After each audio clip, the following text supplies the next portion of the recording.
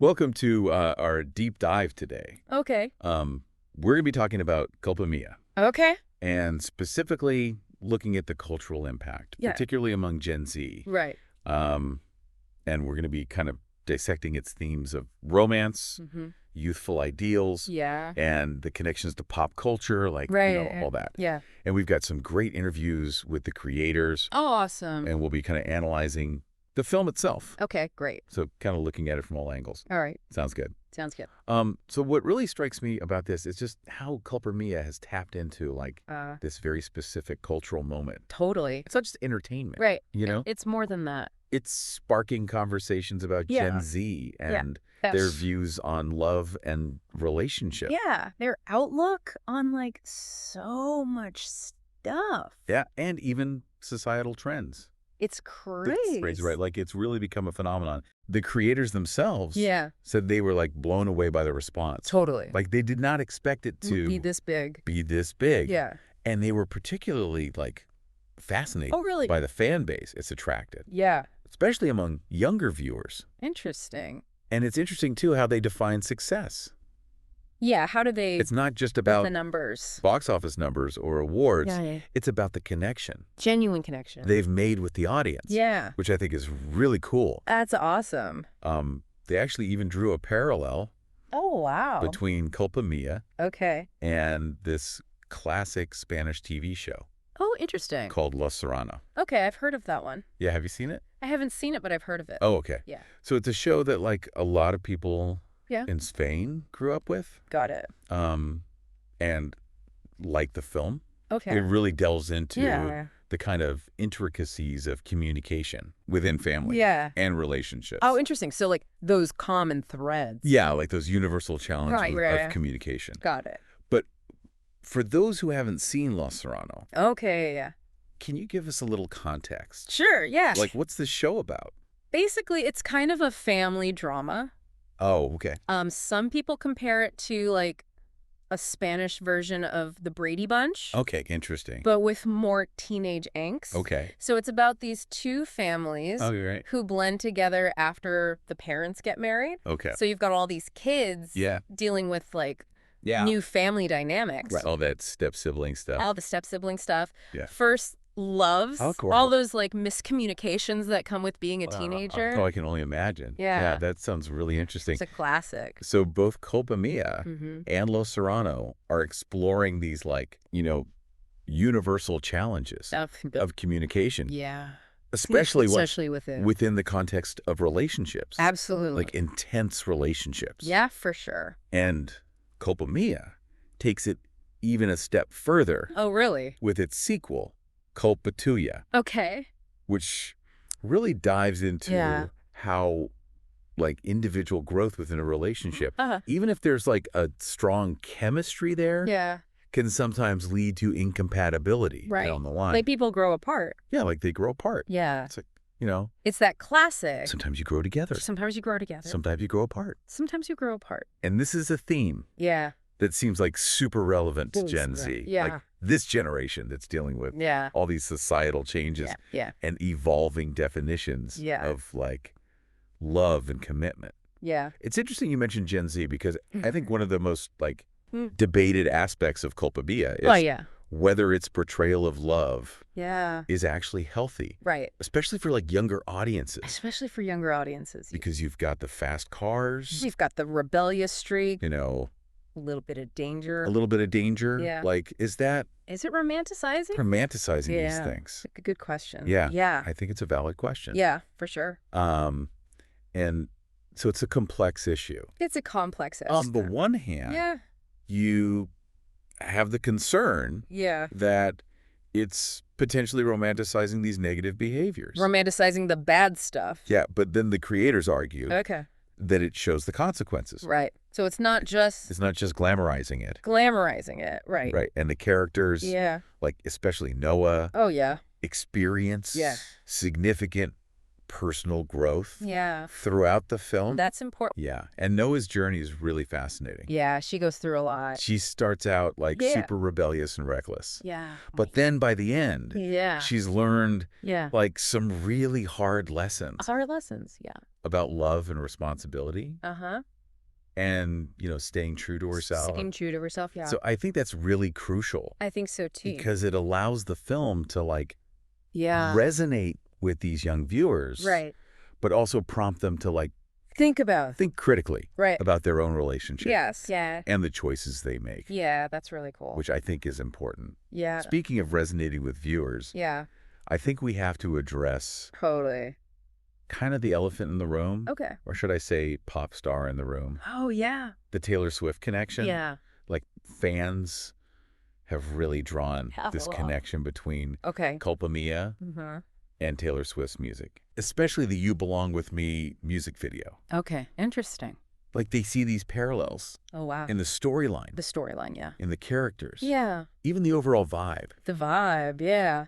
It's interesting. It's really interesting. And the creators themselves acknowledged it. Oh, they did it? They even compared the film's aesthetic Okay. to Taylor Swift's Reputation era. The Reputation era. Which adds like another layer of intrigue. Wow. For fans. Annette. Yeah, so it's like this unexpected link to Taylor Swift's music has given the film like a whole new dimension. A whole new dimension, wow. Especially for younger audiences.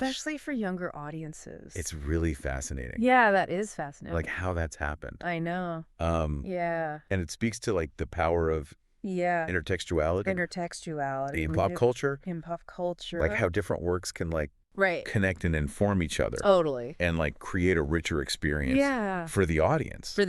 It's amazing. It really is. Yeah, it's so cool. So we've been talking about the impact Culpa Mia has had on Gen Z. Right. And their views on romance. Totally. But I want to kind of pivot a little bit. Okay. And go behind the scenes. I'd love to hear this. And talk to the author a little bit. Awesome. About adapting their work for the screen. Great. So we've got some really interesting insights. Oh, cool. From the author. Yeah. About like this whole process. Right. And they seem really pleased. Oh, good. With how the film captured the essence of their story. Of the story. They acknowledged that some changes were necessary. There always are, right? Yeah, of course. Yeah. But they felt like the filmmakers really approached it with a lot of respect. Yeah. And a deep understanding of the source material. Okay, that's good. Which is great. Yeah. I'm curious about those changes, though. Oh, yeah, me too. Did they talk about any specific did they elaborate on alterations that were made for the film? Yeah. Like, what did they I wonder what they have to say about that? Yeah, I wonder what they changed. Yeah. Yeah, what they had to adjust. Yeah, because, I know it's interesting. Books and films are different mediums. Totally. Yeah. So I'm curious. Me too. So they actually highlighted a particular car scene. Oh, a car scene. That wasn't in the book. Oh, wow. At all. Okay. And they loved it. How this addition brought like a visual dynamism to the story. Okay. And it actually like amplified the emotional weight of certain scenes. Okay, that's interesting. Which is so interesting to me because it's like, how can one scene change so much? Like shift the energy. Just shift the energy of the story. Right. And it speaks volumes about like the collaboration between writing and filmmaking. It's like this dance. It's a dance. Yeah. Totally. It's really cool. That is cool. Speaking of creative collaboration. Yes. Let's circle back to the Taylor Swift connection. Oh, yes. What are your thoughts on how that parallel has resonated with fans? Yeah. Why do you think? Yeah, what do you think about that? It's been such a thing. Yeah. It's really It's interesting. taken on a life of its own. Almost. It's like it adds like another. So I think this whole other layer of understanding, right? For fans, especially those who grew up with her music. Yeah. Yeah. Totally. It's like they have this shared language. Yes. Shared language to connect with the themes of culpa mia. Right. On a deeper level. On a deeper level, yeah. Yeah. So what stands out to you? Stands out to you about that? About that connection? Yeah. Well, I think it's really fascinating that the creators themselves drew that parallel between culpa mia and the You Belong With Me video. Right. Like they both tap into this classic trope of two people from different worlds coming together, defying like societal norms and expectations. And then you've got that added layer of the Reputation era aesthetic, which kind of hints at like a darker, more complex side to the romance. So it's not just like innocent first love. It's about navigating those messy, complicated emotions that come with growing up. Absolutely. And figuring out who you are. And culpa mia doesn't shy away. No, it doesn't. From showing those consequences of those impulsive actions. Which I think is crucial. Yeah. Especially for a younger audience. A younger audience. Yeah. It kind of begs the question. It does. Does a film that leans heavily into entertainment also have a responsibility to impart these positive messages? Yeah. Or is it enough? Right. Is it enough to simply offer an escape? Just escape. Especially for a younger audience. A younger audience. Right. Like, what do you think about that? Well, I think it's a question that has no easy answer. There's no easy answer. There's no easy answer. No. Yeah. But I think what's undeniable is that culpa mia has sparked. It has sparked these really vital conversations. About love. And relationships. And societal pressures. Particularly within the context of Gen Z. Yeah. You know? That's so important. Yeah. Yeah. I think it's really fascinating how a film can hold up a mirror to society.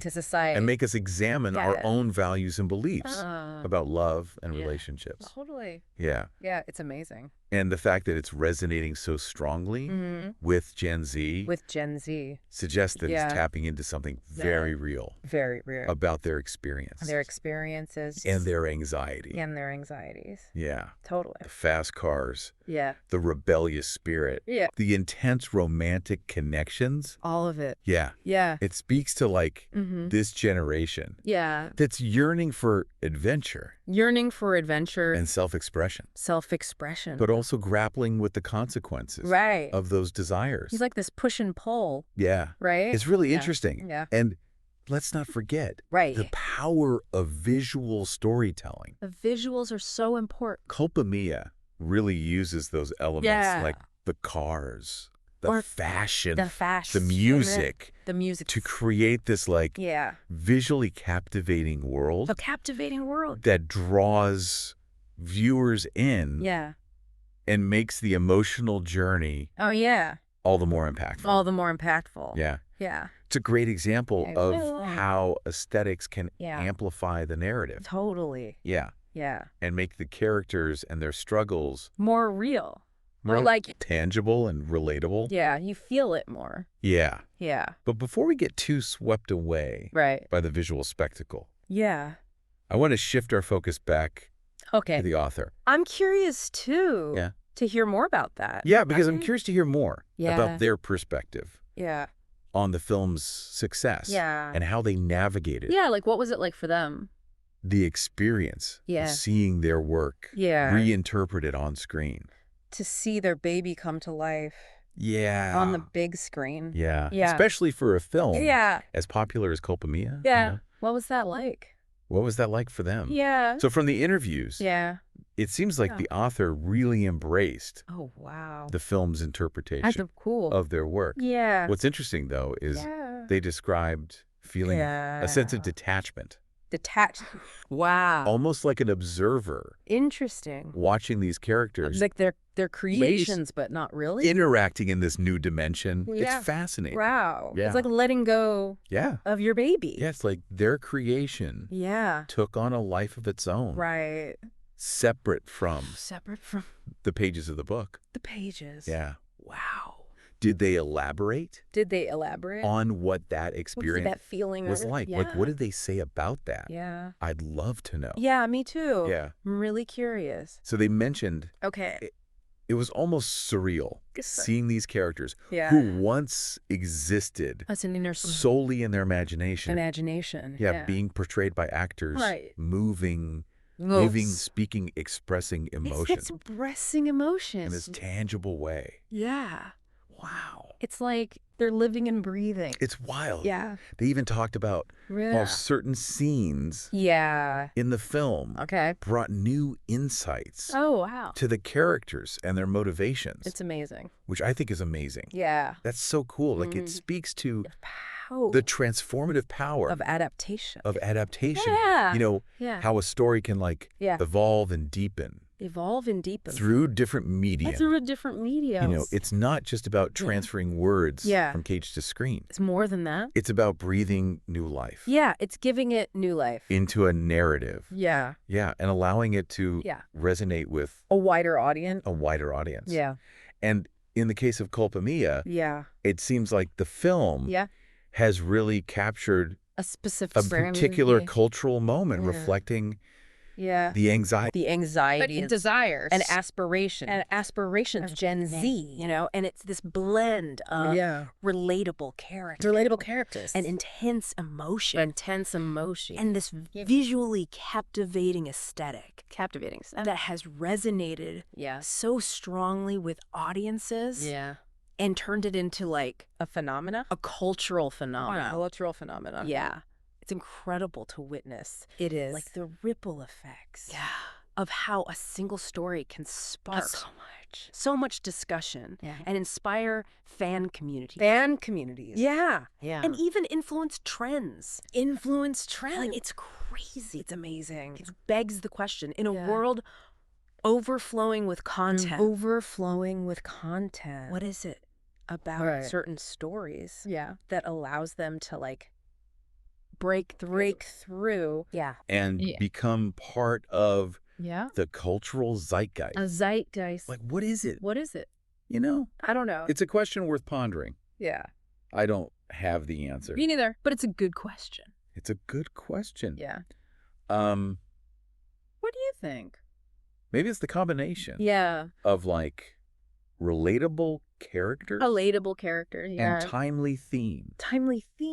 And a touch of escapism. A little bit of escapism. That allows us to like step into this world that feels both familiar and exhilarating. You know, totally. It's like, it's that perfect blend. Yeah. Or maybe it's the way these stories tap into our collective unconscious. Oh, you know, and reflect our deepest desires and anxieties. Right. Like in the case of Culpa Mia, it seems to have struck a chord with a whole generation. Navigating the complexities. The complexities of love. And identity. And self-discovery. In a rapidly changing world. Yeah, absolutely. And let's not forget the power of the visual storytelling. Uses this really captivating aesthetic. From the fast cars, and the stylish fashion, to the evocative music, to create this world that feels both alluring and relatable. Yeah. It's amazing. It's this synergy of storytelling elements. That makes Culpa Mia more than just a film. Yeah. It's like a cultural touchstone. Yeah. It's sparking dialogue and inspiring this passionate engagement. I love that. So as we kind of wrap up this part of our deep dive, it's evident that Culpa Mia. It has. Yeah, it's really left its mark on audiences. Especially Gen Z. Yeah, especially Gen Z. Yeah, and we talked about the film's impact, but I want to talk a little bit more about this Taylor Swift connection. Oh, yeah. What are your thoughts on why this parallel has resonated? Yeah. Why do you think? So strongly with the fans. Yeah. Why is that such a big deal? Like, it's really interesting. Yeah, that's really interesting to me, too. That it's become this, like... It's like its own thing now. It's like this whole other...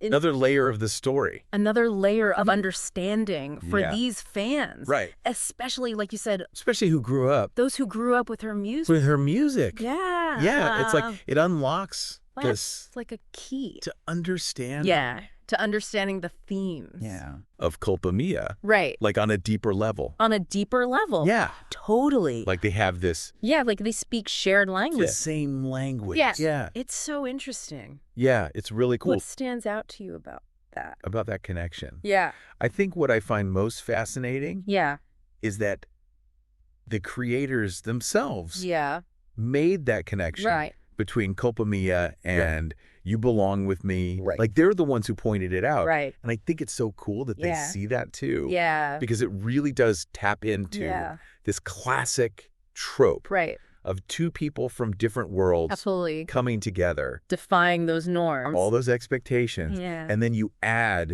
that reputation era aesthetic. Yeah. And it's like, it gets deeper. It gets darker. Yeah. A little bit more complex. Yeah. Yeah, it adds this whole other layer. It's like that reputation lens. Through which we can understand Nova's journey. Exactly. Yeah. It's not just about innocent first love anymore. Yeah, it's about those messy emotions. All those complicated feelings. That come with growing up. Exactly. And figuring out who you are. Yeah. And culpa mia. Yeah. Really shows us. It doesn't shy away from the consequences. Yeah, the consequences of those actions. Those impulsive actions. Yeah.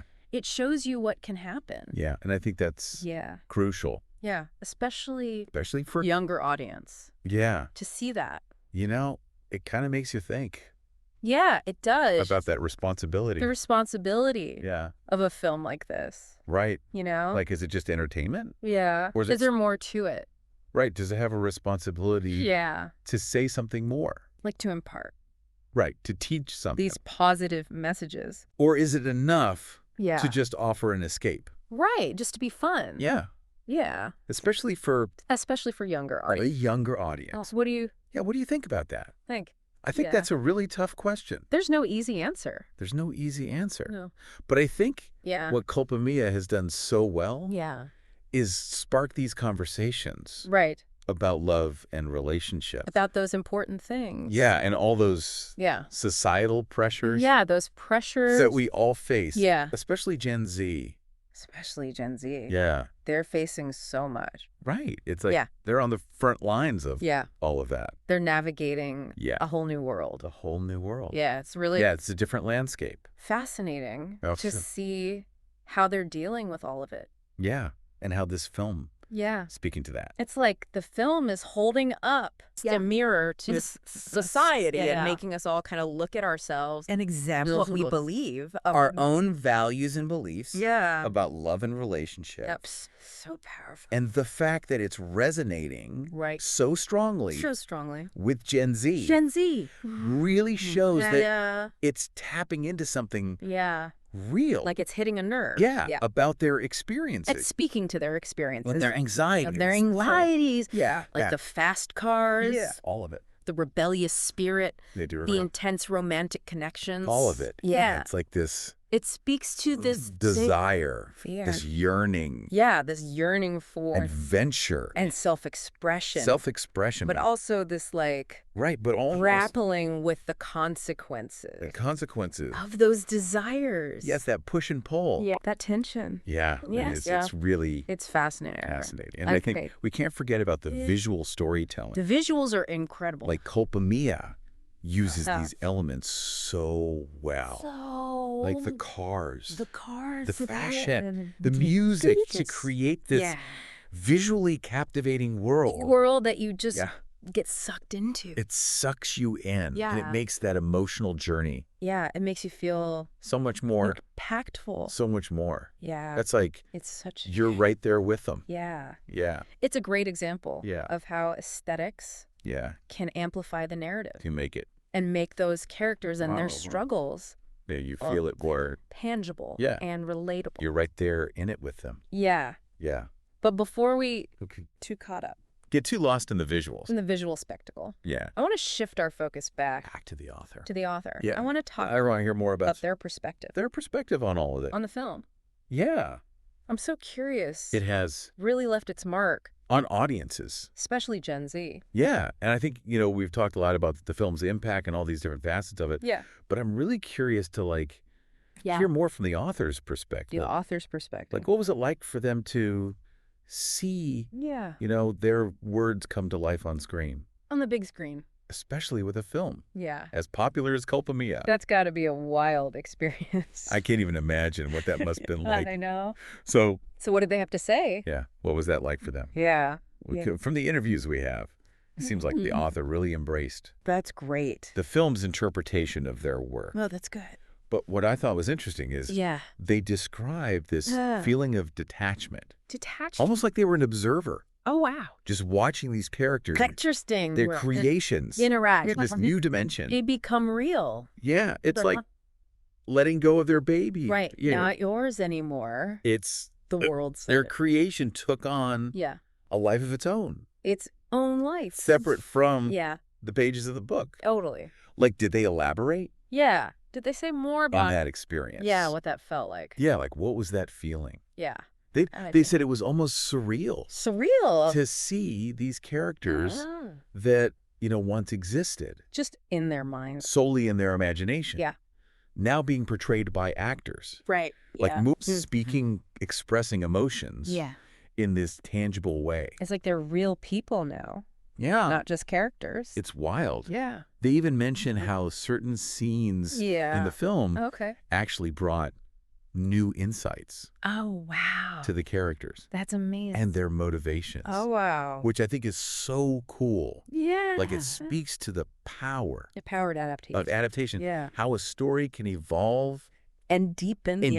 Through different mediums. Yeah, it's not just transferring words. Words from page to screen. Right. It's like giving it new life. Yeah, breathing new life into it. Yeah, and allowing it to resonate with a wider audience.